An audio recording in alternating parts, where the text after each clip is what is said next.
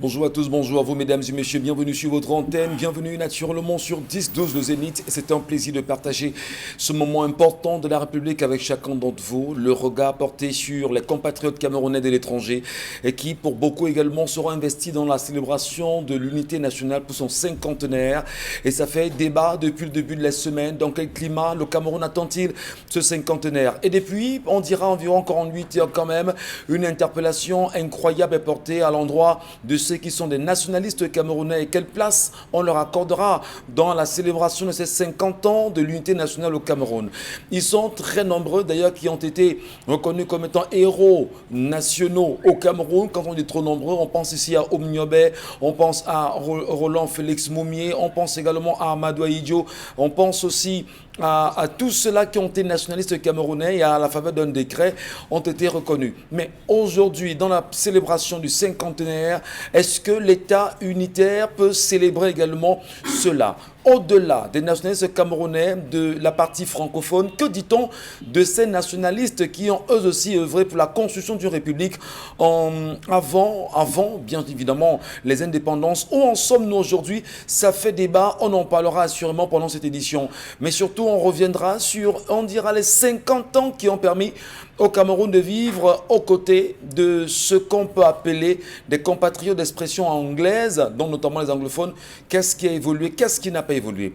Ce matin, des changements quand même opérés, perceptibles sur le plateau. Vous les verrez dans un instant. C'est des collaborateurs, c'est des collègues, c'est des amis, c'est des frères avec qui nous sommes toujours en bonne posture et nous allons tenter bien sûr de les accueillir convenablement au fur et à mesure.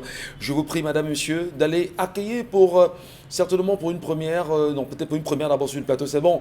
Je vous accueille, Roi du Gombo. On vous connaît peut-être pas très souvent en télévision, ancien. Vous revenez naturellement ce matin. Bonjour à vous, mon cher. Bonjour Michel.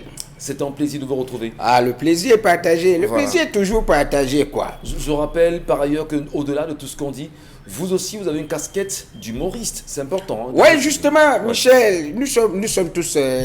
on se barre, quoi. Ouais. On se barre, je suis humoriste, je suis comédien. Donc, je vais déjà dire bonjour à tous ceux qui nous regardent au quartier. Michel, je suis un peu dépassé. Qu'est-ce qui se passe? Un commissariat abandonné. Un commissariat qui a été conçu sous le Edgar Alain Mebengo, ouais, qui est aujourd'hui de l'autre côté, quoi. Donc, abandonné derrière le lycée de Biémassi, un commissariat conçu en bonne et due forme, abandonné, il n'y a rien là. Imagine un peu les dépenses. Imagine de l'argent qu'on a investi pour faire ce commissariat. Et aujourd'hui, abrite les Nangaboko, les gens qui datent un peu, ainsi de suite. Dans tous les cas, on fait avec. D'accord. Merci à vous, Roi du Gombo. Et on vous retrouve très fièrement. Madame, monsieur, le deuxième larron de ce programme, oui, on le connaît également, mais on l'a très souvent regardé dans d'autres programmes de notre antenne. C'est Kinin 22, hein, qu'on ne présente plus. Bonjour à vous, cher Kinin 22. Bonjour Michel, bonjour également à tous les téléspectateurs du Zénith. Et c'est un plaisir pour moi de vous retrouver encore aujourd'hui, parce que ça fait longtemps. Je ne suis plus passé en télévision, mais ce jour, je reviens certainement pour manifester le courroux que chaque Camerounais, à Douala particulièrement, peut avoir lorsqu'il passe entre le marché Mbopi et le carrefour Agip, avec des mares d'eau, des creux qui sont un peu de partout. Et lorsque vous êtes sur une moto, malchance pour vous, vous tombez dans ces mares d'eau, et surtout des mares d'eau avec une certaine profondeur. Bientôt même la route sera divisée complètement en deux, sous le regard, n'est-ce pas, de la communauté urbaine de Douala, sous le regard des autorités de la ville de Douala. Et malchance encore ou encore pire, qu'on s'apprête à célébrer le cinquantenaire de la fête de l'unité au Cameroun, un pays qui n'est peut-être pas encore au niveau où il fallait être, parce qu'ailleurs, lorsqu'on fête le cinquantenaire de la fête de l'unité, on peut voir des routes, parfois de l'indépendance aussi dans beaucoup de pays aussi. Oui, on peut voir des routes bien faites. On peut également voir des édifices, comme Roi de Gombo le disait tout à l'heure, toujours bien construits. Mais au Cameroun, c'est un peu le contraire. Voyez-vous qu'un budget, par exemple, comme l'arche du génie militaire, qui n'a même pas encore, un marché qui n'a pas encore été livré, mais qui aujourd'hui, chaque jour, se fait encore reconstruire à nouveau. On parle d'un revêtement confortatif de l'HEC et ça fait bien sûr débat de ce côté-là, madame, monsieur. En tout cas, on va les accueillir. C'est des confrères, hein, c'est des collègues, autant pour moi. Et avec eux, on fera cette émission jusqu'à la fin. Merci à vous de les accueillir convenablement. Et nous sommes très heureux de vous retrouver sur le plateau ce matin. On sait également, voilà, c'est toujours un plaisir. Isabelle Carozopette, ça va bien, madame? Je vais très bien. Quand je sais que 12 heures, c'est dans quelques heures et qu'il y a bien de choses qui vont se passer. On a un 19 mai, une journée importante pour plus d'un bien de choses à vous. Dans tous les cas, ce matin, on est à quelques heures du 20 mai. Et quand on parle de ce 20 mai, on a tout de suite envie de penser au Social Democratic Front. On se rappelle, ou alors on sait très bien que le préfet du Fondi a instruit une série de mesures auxquelles ces derniers devraient se plier pour participer justement à ce défilé. Mais maintenant, il faut noter qu'on a un autre son de cloche avec bien sûr l'honorable Ninche qui prône bien sûr, alors on va le dire ainsi, le boycott par son parti ou adjoint, le Social Democratic Front, voilà, de boycotter ce défilé. Finalement, qu'est-ce qu'on aura droit demain? Dans tous les cas, il y a tellement de choses qui seront à noter, à enregistrer, à observer. Il y aura pas mal de choses peut-être incohérentes et tout. Vivement, on essaie que les choses se déroulent plutôt bien. Bonjour SDF. On en parle tout à l'heure dans l'édition consacrée bien sûr à la revue des réseaux sociaux et dans la séquence, c'est mieux le dire ainsi. Géraldine Mafo, bonjour madame, bienvenue ce matin. Bonjour monsieur Michel Gachot, surtout happy birthday. Je ne saurais commencer sans vous le souhaiter. Je l'ai fait en off, mais sur ce plateau, il fallait bien que je commence par là. C'est gentil, un an toutes de les plus. Bénédictions. Oui, mais je pense que ceux qui ont le mérite de vivre cet anniversaire, ce sont les parents. Oui. Parce que lorsqu'un parent a pris quand même la peine, lorsque les parents se sont mis ensemble pour penser leur enfant, l'enfant est venu au monde, ils l'ont encadré, l'enfant grandit. L'enfant juge est un homme, est un père qui donne aussi des enfants. Je pense que tout l'honneur justement revient aux parents. Revient, bien sûr. Donc, papa Numba et maman Watat sont mes parents. De regretter mémoire aujourd'hui. Non, de glorieuses mémoires, même s'ils sont de ce monde. Tout le mérite et tout l'honneur revient à mes parents. Et avant de commencer, je voudrais tirer un chapeau bien bas à toutes les épouses qui sont au courant de tous les faits qui pourraient choquer, qui les choquent d'ailleurs, mais ont la maturité de ne jamais surréagir. Réagissent avec beaucoup de sagesse. Chapeau bien bas à vous, mesdames. La femme sage construit sa maison. C'est parti pour 2 heures de temps d'antenne. Et vous le savez, on a décidé dans un moment, madame, messieurs, de parler d'un sujet et pas d'un moindre. Qu'est-ce qui se passe avec le mouvement, le monument, le patriote qui vient de s'ériger en plein centre-ville de la capitale politique du Cameroun et qui fait débat, grosse polémique. On a choisi justement de revenir là-dessus ce matin. Vous entendrez des choses. Peut-être le coup aussi et tout ce qui a entraîné la construction de ce monument. Qu'est-ce qui s'est passé? On en parle. Mais d'abord, l'histoire du jour. L'histoire de ce matin, c'est l'histoire d'une jeune dame mariée il y a quelques années, 4 ans. Et avant de se marier, elle avait déjà un enfant. Elle s'appelle Marianne et elle nous raconte l'histoire d'une infidélité qui est en train de détruire sa vie. Oui, avant de se marier, elle avait déjà un enfant. Son mari a accepté cet enfant. Lorsqu'ils se sont mariés, la résolution était que voilà, elle devait de temps en temps permettre au père de son enfant de prendre soin de ce dernier. Seulement dans ce rapprochement de je le vois pour X ou Y pour l'enfant, il se passe qu'elle a commis une infidélité. Elle s'est à nouveau retrouvée dans les bras du père de son enfant et le mari a été au courant de cette affaire, c'est allé dans tous les sens. Une réunion familiale a été convoquée avec les 2 familles. Seulement au sortir, le mari a accepté de pardonner cette infidélité de son épouse. Des résolutions ont été prises comme quoi tout contact entre Marianne et le père de son enfant serait coupé. Désormais, c'est son époux qui serait en contact avec lui au sujet de l'enfant. Une semaine après cette concertation familiale, tout s'est bien passé. Le mari était redevenu lui-même, mais seulement Marianne a été à nouveau surprise par l'attitude de son mari une semaine après. Monsieur a décidé de ne plus coucher dans le lit conjugal. Il dort désormais au salon. Elle a essayé de l'approcher à nouveau pour parler. Est-ce que c'est toujours ça? Je t'ai demandé pardon, je regrette amèrement. Monsieur dit, il n'y a pas de problème, ce n'est plus... Je t'ai pardonné, c'est passé. Comme j'ai dit à la famille, il n'y a pas de souci. Mais il ne retourne pas non plus dans le lit conjugal. Marianne sent le poids de la culpabilité qui l'écrase. Elle nous demande des conseils aujourd'hui. Comment faire pour que son homme redevienne lui-même? Elle est dépassée. Voilà.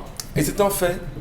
Je ne sais pas s'il y a des hommes qui nous regardent ce matin et qui sont très attentifs à cette réalité. Monsieur, votre femme a commis l'impair. Elle est partie avec quelqu'un d'autre. Elle a fait bien sûr elle a glissé un peu. Un tout petit peu. Et vous vous rendez compte que justement votre épouse a glissé avec le père de son enfant.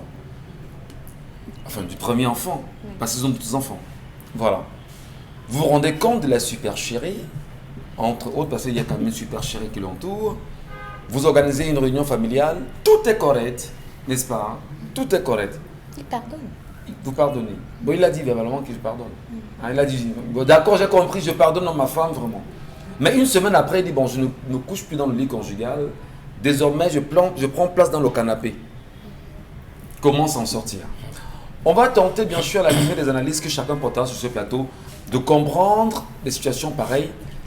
Est-ce qu'un homme devrait se comporter de la sorte Kinin 22, lorsque vous dites, d'accord, j'ai pardonné, je me suis rendu compte qu'elle a glissé, qu'elle ne le commet plus jamais, et que une semaine après, vous retournez au canapé, quel message vous renvoie à la femme? Est-ce que vous n'êtes pas en train de lui dire, ben, comme tu as commencé, va finir?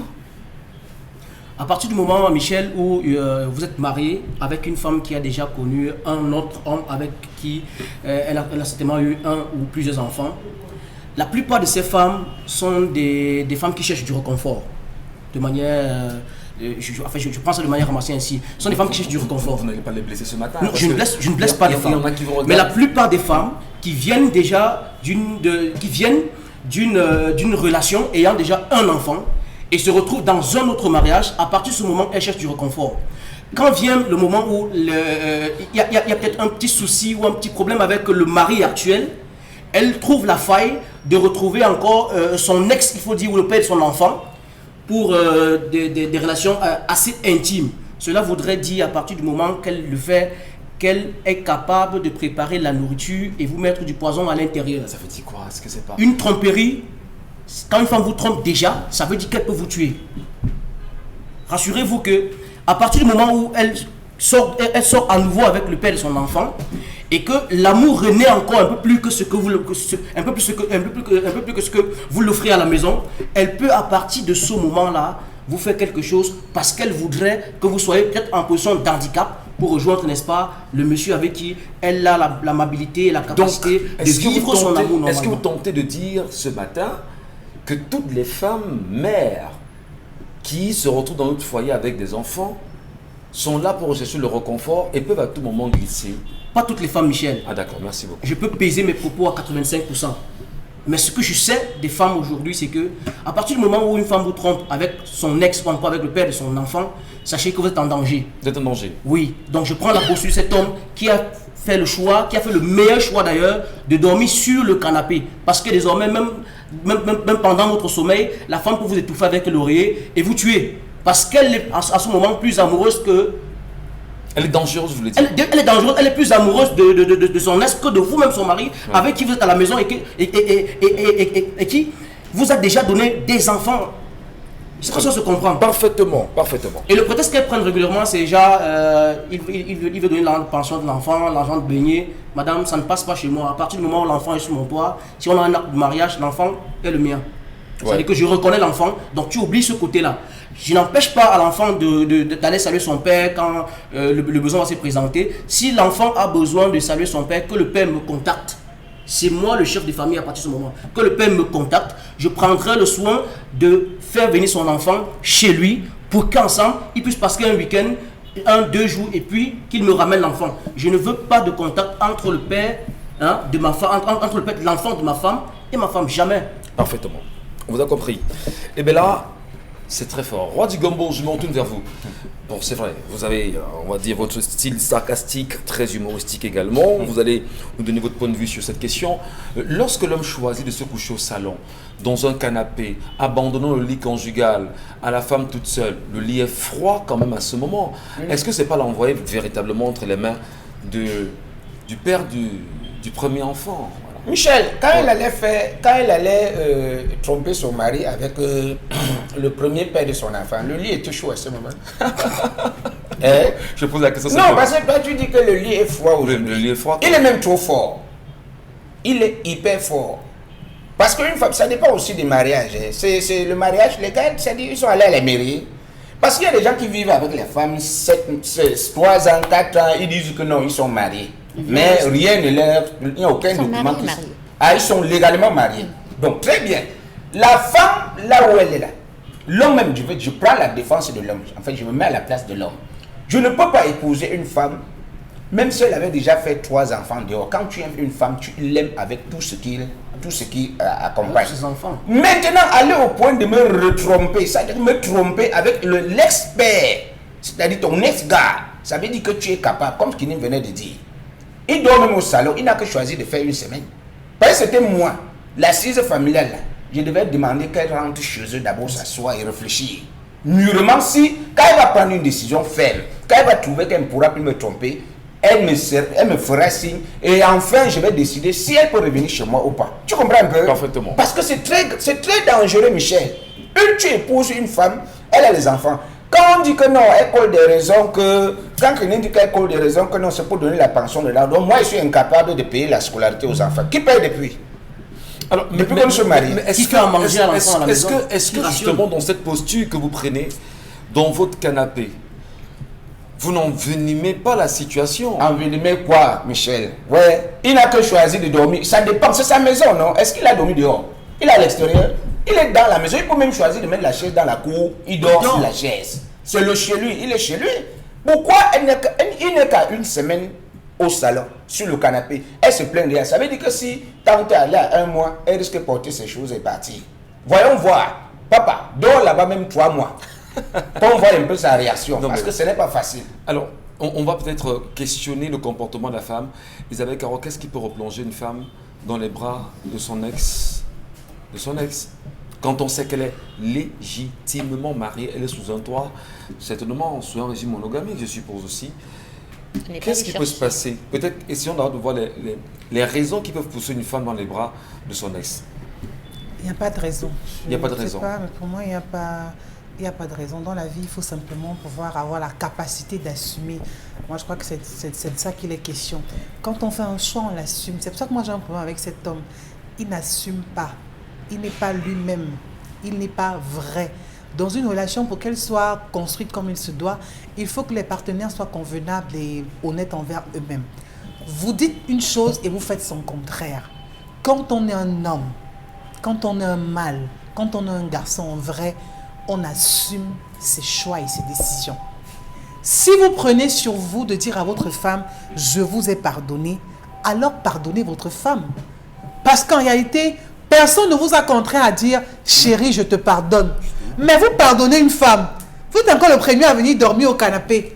Non, mais monsieur, soyez un homme. Oh. Soyez un homme. Si vous dites oui, faites le oui. Et si c'est non, faites ce non.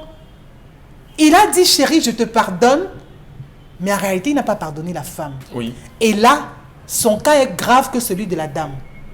Oh. Oui, parce qu'il n'a pas été vrai envers lui-même. Elle se couche et se dit, ok, d'accord, mon mari m'a pardonné, tout est rentré dans l'ordre, tout va pour le mieux. Et quelques jours après, monsieur qui va au canapé, ça veut dire qu'il tergiverse. Ça veut dire qu'il a du mal à prendre une décision. Est-ce que la femme, justement, s'est demandé si véritablement, parce qu'il peut avoir un pardon, il y a une plaie béante, il faut prendre le temps de soigner cette plaie, la cicatriser au moins. Voilà. Est-ce qu'elle a joué ce rôle véritable, Isabelle Carole? Parce que qui vous a envoyé demander pardon pour, Vous avez dit vous pardonnez. Moi, je m'en tiens au fait. C'est-à-dire que s'il avait dit à la dame, écoute, prends tes bagages, libère ma maison, ce serait son point de vue, alors sa décision, qu'on aurait tous dit, ok, d'accord, il est libre de le faire. Mais il dit bien, j'ai pardonné ma femme. Qu'est-ce qu'on met dans pardonner? Pardonner n'est pas oublier. On n'a pas oublié, mais on a pardonné, on a toléré, on a accepté. On a choisi de vivre avec. Mais qu'ils vivent donc avec? Vous acceptez, vous pardonnez et vous venez dormir au canapé. Moi, je trouve qu'il est lâche. Oh. Et on peut peut-être comprendre la raison pour laquelle la dame est allée voir ailleurs. Parce qu'il n'y a rien de pire qu'avoir un homme versatile. Il n'est ni chaud ni froid. Non, mais vous devez être homme et être homme jusqu'au bout. Mais chère dame, on vous relance pour mieux se comprendre. Lorsqu'une dame choisit quand même de quitter son foyer, de poser des actes qui soient malsains quand même, et soient nocives même pour la vie du couple, elle a blessé profondément son homme qui a sûrement été un homme serein. Celui-ci, je parle comme ça, hein, et qui ne supporte pas cette douleur. Peut-être qu'il est rentré dans le lit et puis depuis une semaine, il choisit de se coucher au canapé. Est-ce qu'il n'y a pas d'autre stratégie que de dire qu'il soit lâche?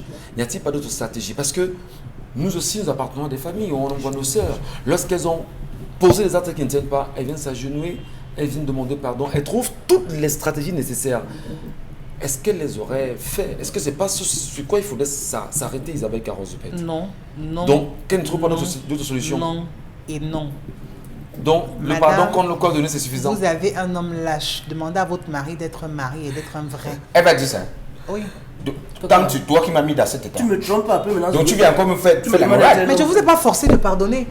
Pardonner n'est pas oublier. Mais vous avez pardonné. Il y a une Vous avez chose. pardonné ou pas? Michel. Vous avez pardonné ou pas? Assumez ce que vous avez dit. J'ai pardonné. Michel. Aujourd'hui, cette semaine, j'ai décidé de dormir sur le canapé. Donc il y a Pas les de problème. semaines où vous pardonnez, les semaines où vous pardonnez pas. Michel. Le pardon est passé. Mon âge, j'ai décidé de dormir sur le canapé pendant une semaine. Où est le problème? Même plus d'une semaine. Même plus d'une semaine. Il est chez lui. Il est non? même fier. Elle n'est pas fière qu'il dorme à la maison. Attends, C'est c'est pas aujourd'hui possible. qu'elle sait que nous, en dormant près d'elle, ça sera bien. C'est Elle m'a possible. abandonné pour aller dormir auprès de quelqu'un qui Mais a on une peut comprendre chaleur. pourquoi vous abandonnez. Ça veut dire, si vous êtes incapable de prendre une décision, mais on peut comprendre que dans toutes les actions, c'est aussi comme ça. Vous décidez du jour où vous serez viril et du jour où vous ne serez pas. Je sais pas ce que, Oui. je sais pas ce que vous avez mangé ce matin. Non, mais c'est ça Elle est aussi. possible. Parce que Michel. si on est homme et on a du mal à assumer ça, Comme à ça. avoir cette casquette-là, ça pose un problème. Voilà. Vous décidez de dormir au salon, pourquoi? Ça résout quel problème quand vous dormez au salon? Je suis Rien. plus à l'aise quand je Ça dors au salon. résout quel problème quand vous dormez au salon? Et si c'était la quête d'une solution évidente? La quête d'une Et- solution et puis d'essayer de durable. dormir au salon. Vous savez, Michel Ngatou, il faut le dire aux gens. Le lit conjugal, c'est quelque chose de sacré. Quand monsieur dort au salon, il le désacralise. Autre chose, lorsqu'on est dans un couple et qu'on a des problèmes, les problèmes restent en interne. Quand monsieur dort au salon, les enfants le soir remarquent papa a passé la nuit au salon. Où est le problème? Ben, il déclare une guerre ouverte. Il informe les Les enfants. enfants n'en savaient rien. Non, non, Michel Ngatou, vous ne pouvez pas le dire. Un enfant qui sait que son père a dû dormir dans la chambre, le voit dormir au salon, peu importe la classe qu'il fait ou l'âge qu'il a, se posera des questions. Et ce n'est pas bon. On sera davantage dans un climat délectaire. S'il est incapable d'assumer cette femme, il n'a qu'à lui dire libère le plancher. Pour le cas de la dame, on est d'accord. J'ai bien peur qu'avec un tel raisonnement, que les femmes infidèles qui ont été attrapées, la main dans le sac, commencent à raisonner comme vous en disant Michel tu m'as Ngatou. pardonné, oui, mais maintenant tu m'as pardonné, vraiment pourquoi tu fais ça? Et puis, vraiment, tu es un incapable. J'ai peur quand quelqu'un se langage. Michel Et pourtant, Ngatou, on appelle à on le l'humilité. dit et on le redit, le mariage c'est un engagement. Vous avez pris l'engagement d'aimer et d'aimer jusqu'à la gare. Il y avait pas de Ça tromperie veut comme donc ça. dire que en aucun moment on a parlé de tromperie. Très bien. La dame, Pardon? elle a péché. À aucun On moment, ne on a parlé on de ne parle de tromperie. tromperie. C'est-à-dire que la dame a péché en allant. Non, c'est ce que je dis. La femme a péché en allant voir le père de son enfant. Elle ne devrait pas le faire. Mais elle a fait. Elle a été infidèle, on le condamne. Mais non, en ce qui concerne les questions de l'infidélité, chacun a ses prises de position. Il y en a qui ne tolèrent pas ça, c'est-à-dire que même si ce n'est qu'un câlin, même si ce n'est qu'un message, vraiment pour lui, il vous répudie tout de suite. Il y en a qui choisissent de tolérer, il y en a qui choisissent de pardonner. Donc, si vous avez décidé de pardonner, ben, soyez honnête envers vous-même et pardonnez. Géraldine, c'est important qu'on en parle. Comment peut-on expliquer que le mari choisisse le canapé, peut-être pour mieux se ressourcer? C'est ça. Je dis n'importe quoi. Je dis Vous peut-être pour écrivez mieux se ressourcer comment? ressourcer. Vous écrivez ressourcer comment? C'est dans ressourcer. son lit qu'on se ressource. C'est auprès de sa femme qu'on se ressource. Qu'on pose des Je dis questions, peut-être. chérie. J'ai mal Alors, agi où? Je Isabelle- rectifie où? Isabelle Vraiment, Caron- j'assaisonne où? Isabelle Mais Caron quand il va Zepet. dormir au salon, au contraire, Je vous il en crée prie. des séismes. Je vous en prie. Il veut certainement se ressourcer.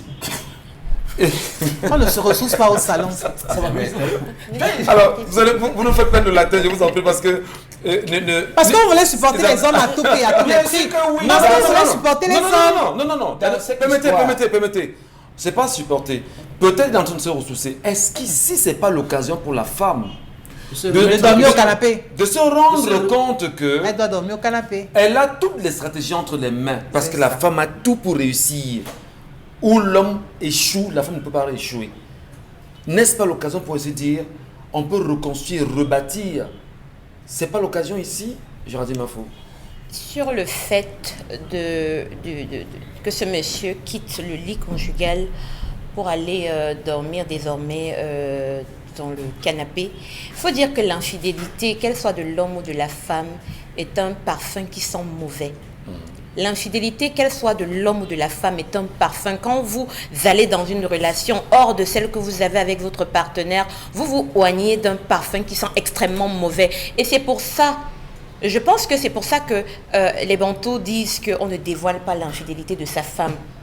Vous comprenez? Et qu'une femme mature, quand elle a appris que son homme a une infidélité, fait tout pour le reconquérir, parce qu'elle a la responsabilité de reparfumer son homme de son parfum à elle. Je pense qu'il faut comprendre, l'infidélité fait mal, que ce soit celle de l'homme envers son épouse, celle de la femme envers son mari. Mais ça, c'était pour répondre à l'attitude peut-être du mari. Il n'a pas simplement pris le temps d'accuser le coup et c'est maintenant qu'il est en train de mesurer. S'il avait été sage, il n'aurait pas convoqué cette réunion familiale parce qu'on ne dévoile pas l'infidélité de sa femme. Quand on est un homme mature et que la femme a posé ce type d'acte, prenez le temps seul. Posez-vous la question, suis-je à même d'encaisser ça, de pardonner ça? Si vous pensez que vous ne pouvez pas pardonner, vous convoquez parce que vous voulez désunir. Vous voulez vous séparer. Mais à partir du moment où vous avez pris le temps en tant qu'homme, que vous avez pensé que par-delà cette infidélité, je suis capable de continuer à aimer ma femme, vous gardez ça pour vous. Vous parlez avec votre épouse, vous l'éduquez, vous prenez vos résolutions. Cet homme a manqué d'abord la capacité d'accuser le coup parce que son attitude, quand vous avez il a manqué menteuse en face de vous. Non, excusez-moi, je vais y aller pas à pas. Je vais y aller pas à pas. Allons-y doucement, Isabelle, permettez. Allons-y. Voilà, je disais qu'un homme, lorsqu'il sent qu'il peut continuer avec son épouse comme il l'a fait devant la famille, il ne dévoile pas. Il y a déjà eu ce manquement. Maintenant, aux femmes, il faut avoir la capacité, la maturité pour tirer un trait sur le passé. L'enfant qu'on a avec un homme, c'est un lien. On ne pourra jamais dire qu'on n'a pas eu ce passé-là. On l'a, l'enfant est là pour nous le rappeler.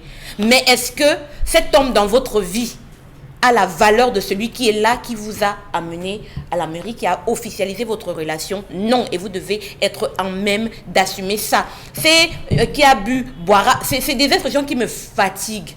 Je te dis que quand j'entends une femme dire qui a bu boire, c'est tellement... Tentons de comprendre la faiblesse. Ça veut dire que non, on ne doit pas comprendre, c'est de l'irresponsabilité. Ah, d'accord. Je dis bien, c'est de l'irresponsabilité, que ce soit pour un homme ou pour la femme. Quand vous avez tiré un trait sur votre passé, vous vous êtes projeté dans l'avenir, respectez la personne avec qui vous êtes. Et cette histoire de qui a bu boira, c'est logique que je rentre parce que c'est des conneries. C'est pour justifier justement ce genre de légèreté qu'on voit aujourd'hui. Maintenant, une épouse, c'est la couronne de son mari.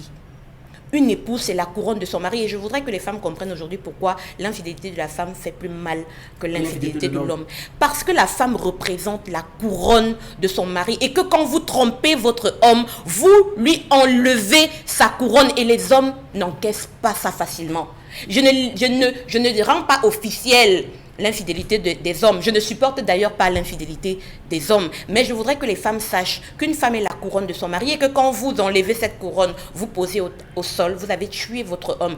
Et donc, comme cet homme a manqué de maturité pour encaisser, il a exposé la chose. Aujourd'hui, non seulement il a la douleur de la trahison, il est à terre parce qu'il n'est plus un roi, mais il a encore les gens qui en parlent.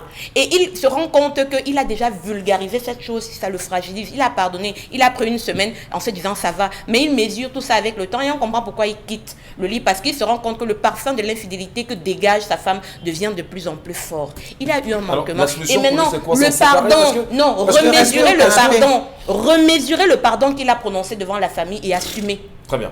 Merci. Voilà. Peut-être pour sortir rapidement, on est venu chacun. Roi du Gambo, fondamentalement, est-ce qu'on ne peut pas, c'est-à-dire ce parfum, pour reprendre l'expression de Géraldine Mafo, ce parfum qui dégage et qui a une odeur. C'est nauséeux. Voilà. Ça, il faut le dire. J'ai peur d'employer. Non, il faut le dire, c'est nauséeux. J'aurais bien voulu l'enrober un tout petit peu. Alors, ce parfum qui n'est vraiment pas agréable pour l'homme, comment revenir à l'inverse?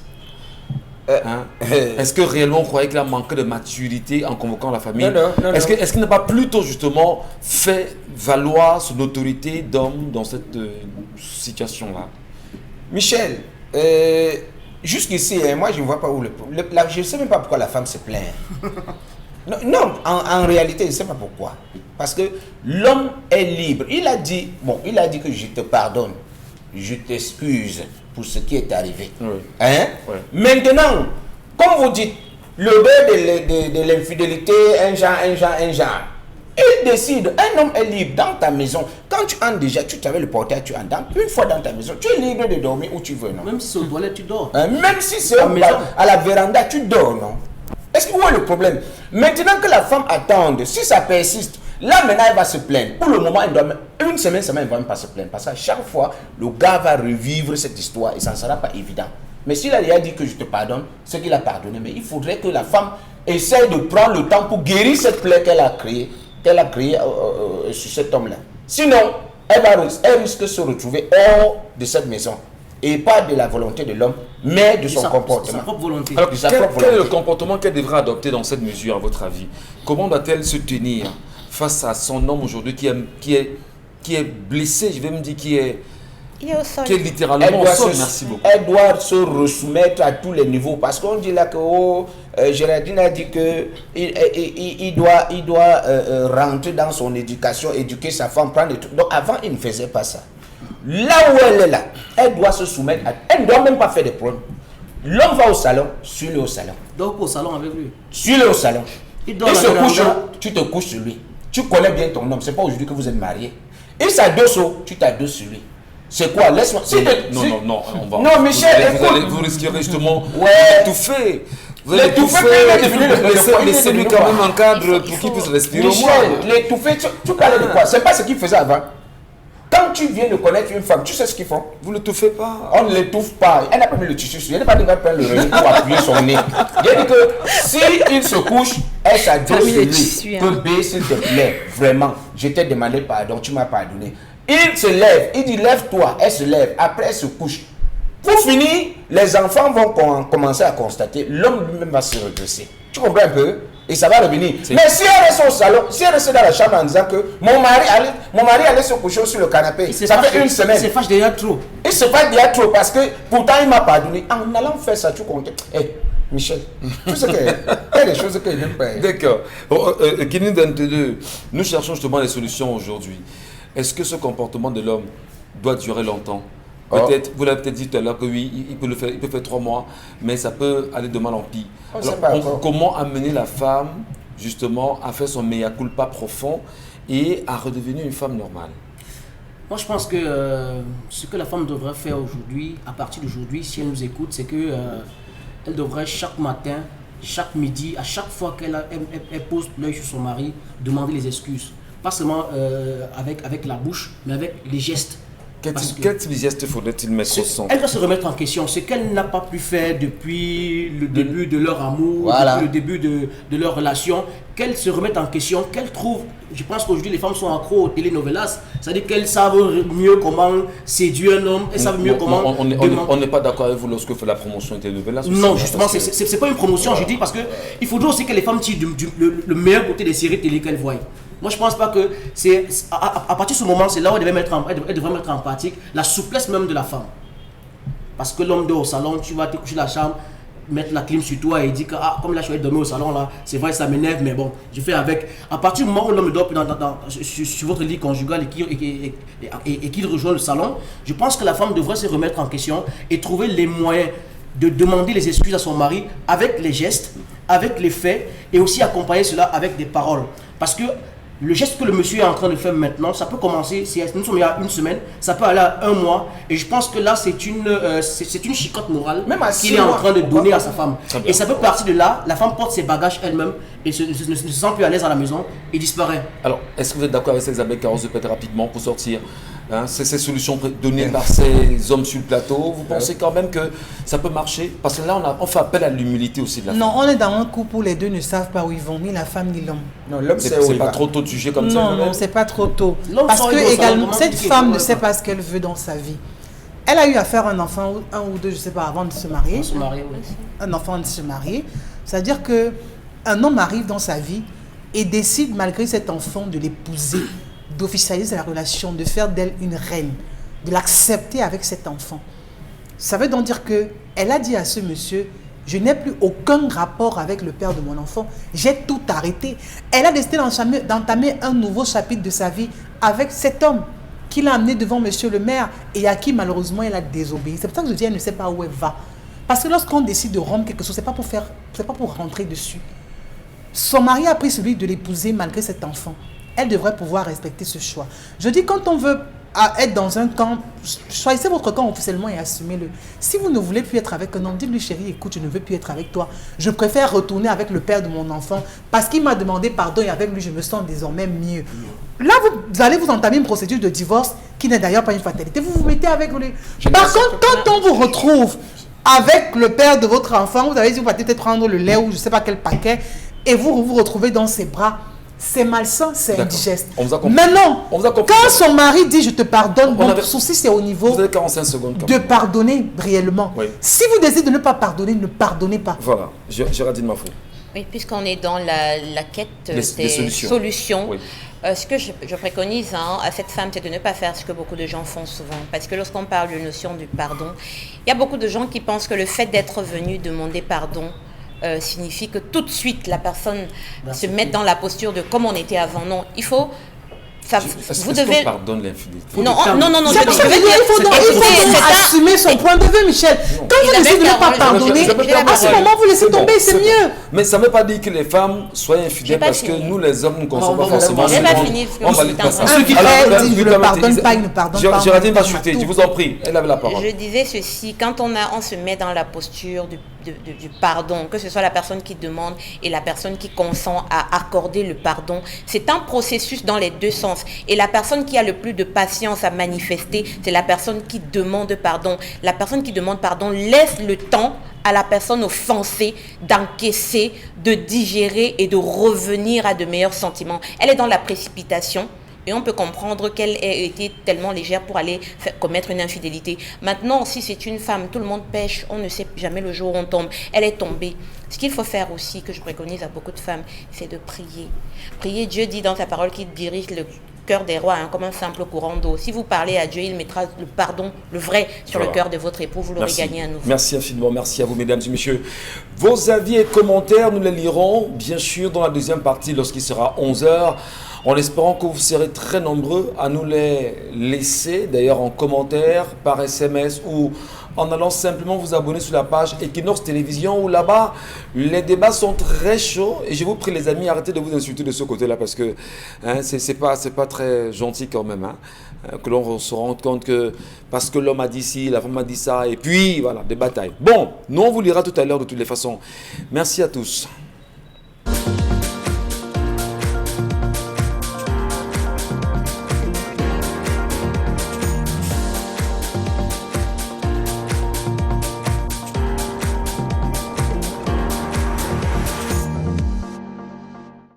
Et on revient ce matin en l'absence de Donna Brice-Camgan à qui nous souhaitons prompt rétablissement, c'est important de le mentionner, je vous en prie, sur une question évidente portée naturellement dans la colère ce matin. Un monument vient d'être érigé en plein centre-ville de Yaoundé.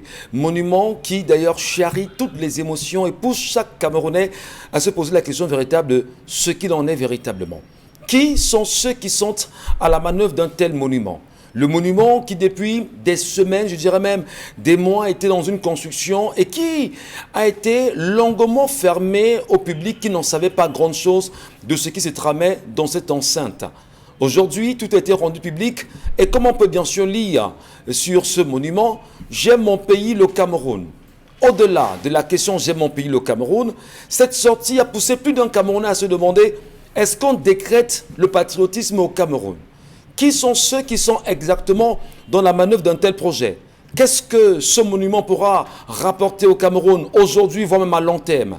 Et comparaison faite, peut-être comparaison de comparaison, qu'est-ce qu'un monument du patriote peut-il apporter à la bonne image du Cameroun aujourd'hui, comparativement au monument de la Renaissance au Sénégal, comparativement au monument des Amazones, exactement au Bénin, et d'autres monuments, bien sûr, sur le continent africain, qui peuvent drainer des millions, voire des milliers de touristes par an afin de venir simplement s'en approprier et comprendre l'histoire. Qu'est-ce qui renvoie, on va dire, qu'est-ce que le monument actuel renvoie comme message exact aux Camerounais aujourd'hui? On a eu la chance au moins d'entendre l'ingénieur qui s'y est mis d'ailleurs et qui nous donne des explications concernant ce monument. Il s'agit bien sûr de l'ingénieur chargé des travaux Hubert André Olinga qui dit bien c'est une œuvre c'est une œuvre qui garde l'identité culturelle des peuples du centre. Son diadème est constitué de 2 mains portant précisément la carte du Cameroun, de 5 piscines dont 3 centrales en forme d'étoile aux couleurs du Cameroun. Le reste de l'espace est piéton, baptisé Monument Patriote. Il est le fruit d'une action décidée lors de la session extraordinaire des membres du conseil de la communauté urbaine de Yaoundé le 29 décembre 2021. Eh bien, on est à l'aube de ce qu'on appelle le cinquantenaire de la fête de l'unité nationale. À quelques jours seulement de la célébration, le gouvernement camerounais a choisi, à travers une correspondance rendue publique il y a quelques jours et adressée rapidement à la ministre de l'Habitat, Célestine Coutesquetia, signée de Ferdinand Ngongo, secrétaire général à la présidence de la République, qui rappelle à la ministre que le chef d'État lui demande d'aller inaugurer ce monument. Monument qui est placé à la fenêtre exacte du premier ministre chef du gouvernement, Joseph Diangoute, qui, lui, malheureusement, n'a pas été convié. À côté de ceci, une question évidente. Qu'est-ce qui peut expliquer véritablement qu'un monument comme celui-ci soit inauguré sous la fenêtre de Diangoute? Comment comprendre en même temps qu'il y a des injonctions qui partent de la présidence directement pour des membres du gouvernement sans pour autant transiter par le secrétariat général des services du Premier ministère aujourd'hui? Madame, Messieurs, le monument J'aime le Cameroun, le monument Le Patriote, doit-on décréter le patriotisme au Cameroun? Et lorsqu'on parle de patriotisme, ceci nous renvoie ce matin à la devise du Cameroun, à l'aube du cinquantenaire de notre unité nationale: paix, travail et patrie, patriotisme quand tu nous tiens au cœur d'un monument. On en parle ce matin. Qu'est-ce que ça renvoie comme message? Vous l'avez entendu, Isabelle Carozopet. Quel commentaire? Alors, je crois qu'on est simplement dans une situation de guerre déclarée, c'est-à-dire que qui se veut plutôt officielle. On se retrouve dans une situation où on piétine aussi l'autorité de l'autre. Parce qu'à un moment donné, il faut pouvoir donner à César ce qui appartient à César. Vous dites qu'il y a un premier ministre qui soit chef de gouvernement.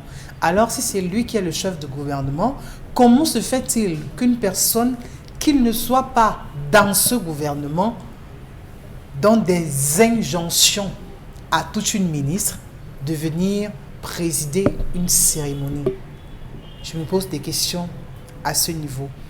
Je crois que c'est tellement incongru, c'est bafouer l'autorité de l'autre et c'est dire aux autres ministres qui composent ce gouvernement, ne vous en tenez pas à ce que vous dit le Premier ministre, en tenez-vous à ce que moi je vous dis. Parce qu'en réalité, je suis au-dessus du Premier ministre. Alors, il faut peut-être que le président de la République refasse les choses clairement et qu'il redéfinisse à nouveau son gouvernement pour qu'on sache qu'ok, d'accord, voici celui qui a la tête, voici celui qui couronne et donne des injonctions au ministre de pouvoir agir. Autre chose, j'ai bien envie de savoir le budget qui a été alloué aussi pour ça. Parce qu'à un moment donné aussi, il faut pouvoir s'interroger sur les chiffres. Quand à côté, on parle encore des maladies comme le choléra, quand à côté, il y a des personnes qui meurent de soif, quand à côté, il y a des personnes qui n'arrivent pas à acheter du pain le matin parce que le prix a simplement augmenté, quand le prix de la farine de blé vraiment devient très compliqué, inaccessible pour pas mal de familles, on se demande réellement où est-ce que notre État du Cameroun met des priorités. Parce qu'en réalité, l'amélioration des conditions de vie devrait faire partie des priorités. Et un peuple qui a faim, c'est-à-dire que c'est comme si vous habitez dans une maison dorée et vous avez un ventre vide. Je crois qu'il faut pouvoir arriver dans le stade de l'équilibre. Et c'est ce dont on a besoin aujourd'hui au Cameroun, d'un équilibre. Mais là, on est dans... Le monument parle de patriote, le patriotisme. J'ai envie de comprendre. Quel est le sens qu'on donne au patriotisme au Cameroun lorsqu'on grandit un pareil monument à la veille de la célébration des 50 ans de l'unité nationale? Il n'y a aucun sens. Quand vous parlez de patriotisme, on est plutôt entouré des personnes qui manquent de patriotisme. Ils se rachètent? Ils ne se rachètent pas, au contraire, ils s'engouffrent. Vraiment, ils ces personnes s'engouffrent et manquent de patriotisme qu'ils sont en train de vouloir faire croire. Parce que si vous aimez votre pays, vous ne serez pas en train de boire de pectrus quand les gens n'arrivent même pas à acheter un ticket pour entrer au stade. Ou alors n'arrivent même pas à avoir de l'eau sur leur table. C'est impossible, c'est-à-dire que c'est tellement incohérent. Quand on aime l'autre, on partage avec lui. On fait preuve d'altruisme. Et Dieu seul sait comment au Cameroun, les populations sont assoiffées. La plupart aujourd'hui meurent de faim. Vous arrivez dans des familles, on commence à manger désormais une fois par jour. Parce que le panier de la ménagère, vraiment, se rétrécit. Et qu'à côté, vous dites que vous avez des personnes qui osent parler de patriotisme. On ne parle pas de patriotisme que lorsqu'on détourne des milliards de francs CFA.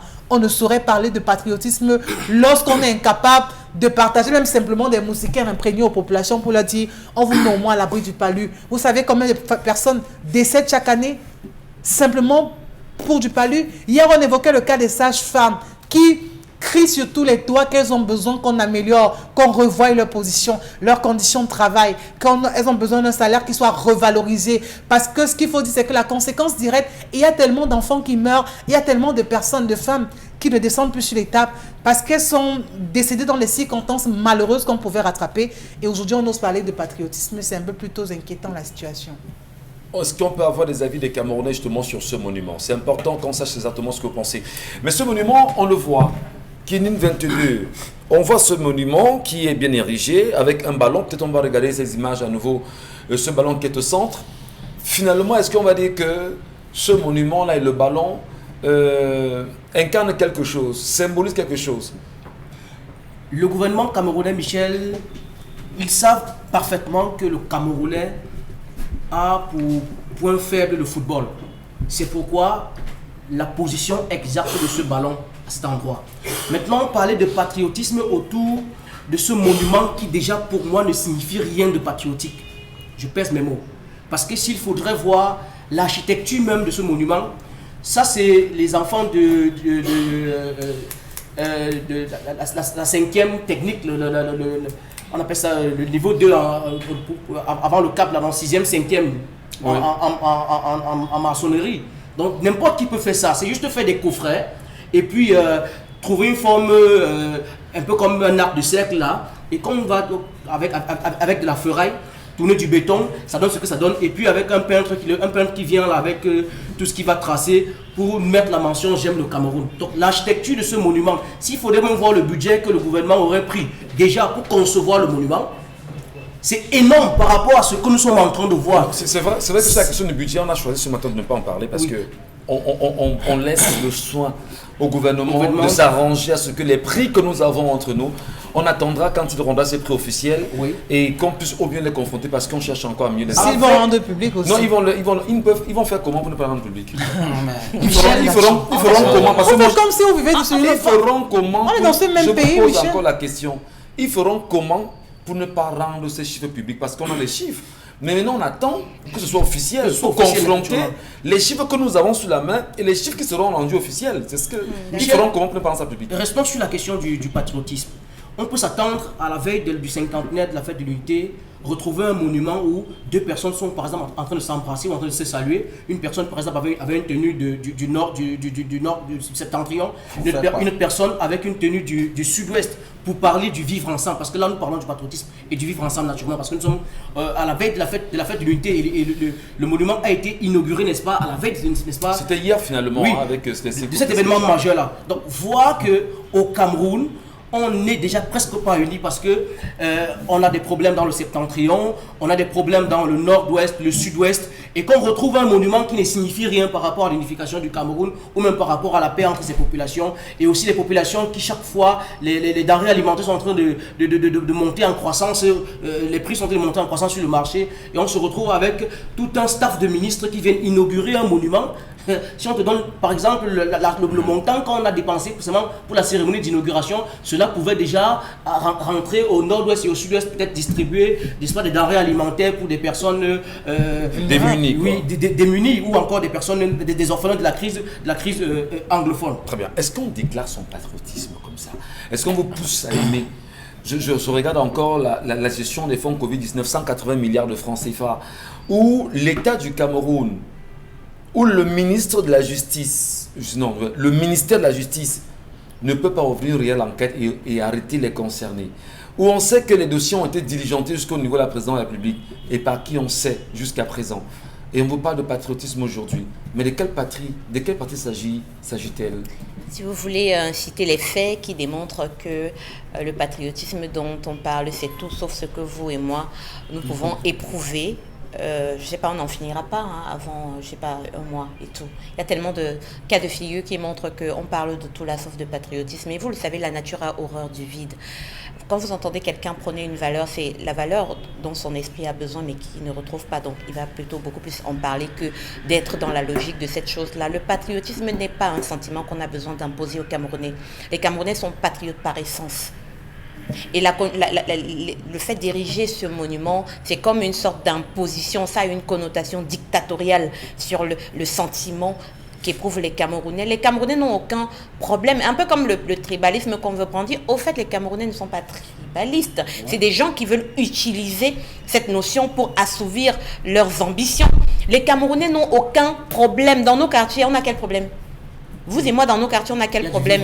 Les gens veulent utiliser cette donnée-là pour détruire. Et je dis encore que ceux qui ne sont pas patriotes, c'est ceux qui pillent, c'est ceux qui volent, ce sont ceux qui détournent, ce sont ceux qui ne font pas ce pourquoi ils ont été placés là pour accomplir. Les non-patriotes, ce sont ceux...